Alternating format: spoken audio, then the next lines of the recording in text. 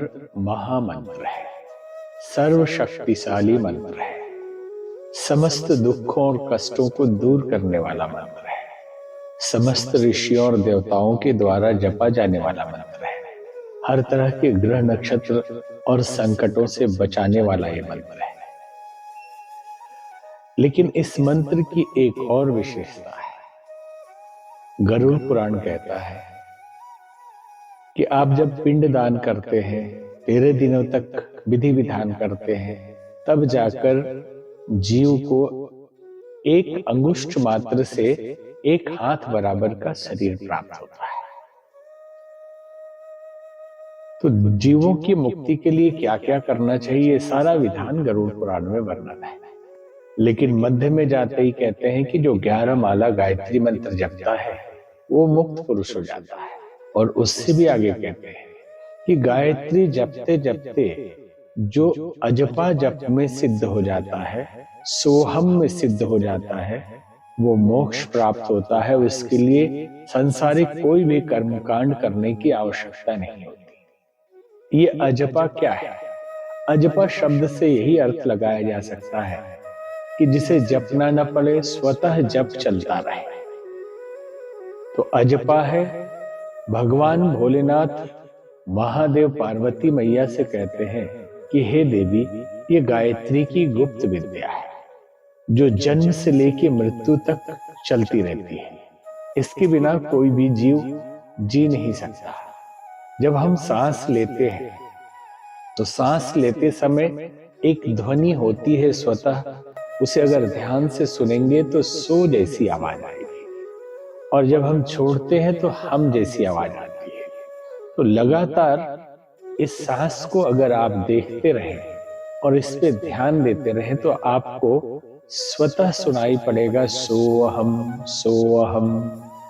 तो वेदांत के बड़े उच्च स्तरीय दर्शन में अहम ब्रह्मास्मि शिवोहम सच्चिदानंदोहम अयम आत्मा ब्रह्म और सोहम भी होता है कि मैं ये शरीर नहीं, मैं ये मन नहीं, मैं विचार नहीं, मैं प्राण नहीं, मैं वही हूं जो सृष्टि के नियंता है, मैं वही हूं जो कण कण में व्याप्त है, मैं वही हूं जो सच्चित आनंद है।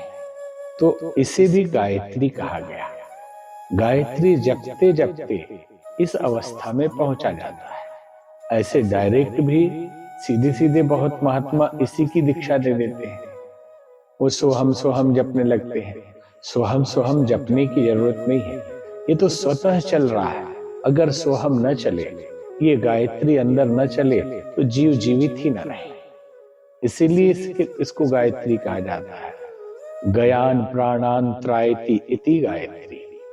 तो हम ध्यान के रूप में भी इसे ले सकते हैं और उस अवस्था को इस ध्यान से, इस मेडिटेशन से भी प्राप्त कर सकते हैं, जिसके लिए कठिन तपस्याएं की जाती है। बहुत तरह के ध्यान के सिखाने वाले शिक्षक ये बताते हैं कि आप सांसों पे ध्यान दीजिए, आप कुछ करिए नहीं, आने वाले जाने वाले सांस को देखिए। अब सोहम साधना की विधि ये है कि आप केवल सांस पे ध्यान मत दीजिए, सांस पे ध्यान दीजिए। न सांस लेना है न सांस छोड़ना है। आने जाने वाले सहज सांसों को देखिए और उसकी ध्वनि को सुनने का प्रयास करिए। तो आपको सुनाई पड़ेगा सोहम सोहम। ये सतत चल रहा है अजपा जप। ये गायत्री की ही एक उच्च स्तरीय साधना है। तो कोई सोच ले कि हम गायत्री मंत्र का जपना छोड़ के यही करने लगे, नहीं कर पाएंगे।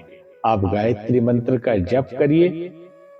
आप अलग से कुछ क्षण के लिए, कुछ मिनट के लिए या घंटे के लिए भी कर सकते हैं। धीरे धीरे जब सिद्ध हो जाएगा तो चलते फिरते उस अवस्था में आप होंगे और समस्त सिद्धियां आपको सहज ही प्राप्त होंगी।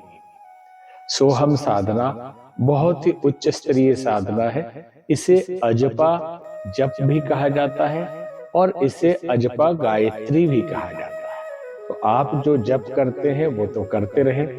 तनाव से मुक्ति के लिए, मन की शांति के लिए, मानसिक बिखरावों को दूर करने के लिए, ध्यान के स्तर को ऊंचा करने के लिए आप अलग से इसे कर सकते हैं, जिसमें आप आने जाने वाले सांसों को देखिए और उसको सुनने का प्रयत्न करिए।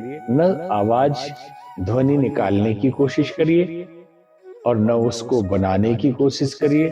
न सांस ले रहे हैं छोड़ रहे हैं आप लेने छोड़ने लगे, ऐसा भी नहीं। आते जाते सांसों को देखना